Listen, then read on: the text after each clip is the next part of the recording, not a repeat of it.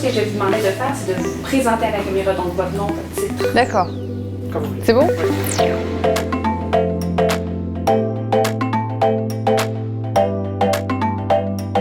Je m'appelle Aurélie Jean, je suis docteur en sciences numériques et entrepreneur et je vis et travaille aujourd'hui entre les États-Unis et la France où je fais tourner mon entreprise In Silico Veritas. Alors un algorithme, c'est un ensemble d'opérations, c'est une séquence d'opérations qu'on réalise parfois avec une certaine logique, on appelle ça une séquence d'opérations hiérarchisée pour répondre à une question ou résoudre un problème. L'algorithme est très ancien puisqu'il date de l'Antiquité, mais en fait aujourd'hui quand on parle d'algorithme, on parle principalement d'algorithmes numériques qui sont faits pour être ensuite traduits dans un langage informatique pour être compris par l'ordinateur et exécutés par les microprocesseurs de l'ordinateur. Aujourd'hui, on a beaucoup de tâches qui sont répétitives et qu'on va faire de plus en plus par des algorithmes numériques, donc par l'ordinateur, et j'ai envie de dire c'est tant mieux. Ça va nous libérer du temps pour être créatifs, ça va nous permettre aussi de réfléchir davantage au processus, d'aller voir autre chose, et du coup de mettre l'accent sur notre vraie valeur ajoutée d'humain.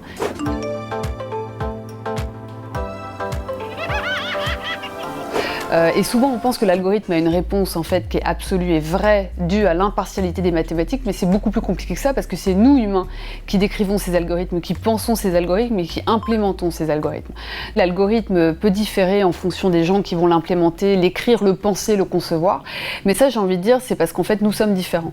C'est-à-dire que typiquement nous avons nos histoires, nos cultures, nos passés, nous avons nos stéréotypes aussi, nos préjugés, et il faut faire très attention de ne pas les introduire dans l'algorithme qu'on écrit, qu'on développe, qu'on implémente, et aussi au type de données qu'on va fournir à l'algorithme pour apprendre.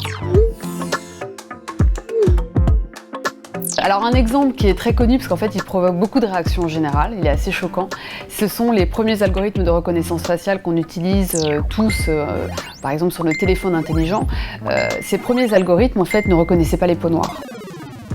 Pourquoi? Parce que l'équipe de concepteurs était majoritairement, peut-être uniquement, composée de personnes blanches. Et par exemple, ce qui s'est passé pour ces premiers algorithmes, c'est sûrement aussi que les images, les photos qui ont été données à l'algorithme étaient sûrement principalement composées d'individus blancs.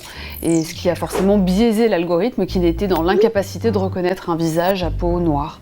Je me bats pour les femmes parce que c'est vrai que je suis une femme et que j'étais souvent la seule femme dans mon milieu et donc j'ai envie d'attirer ces jeunes filles pour justement les inciter à faire des sciences, des mathématiques, de l'intelligence artificielle et pour justement avoir ce regard féminin et qu'on ait des outils numériques faits par tous, pour tous et donc beaucoup plus inclusifs.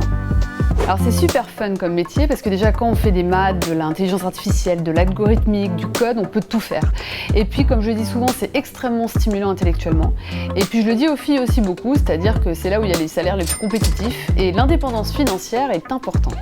Voilà, il faut le dire, mais il faut le dire.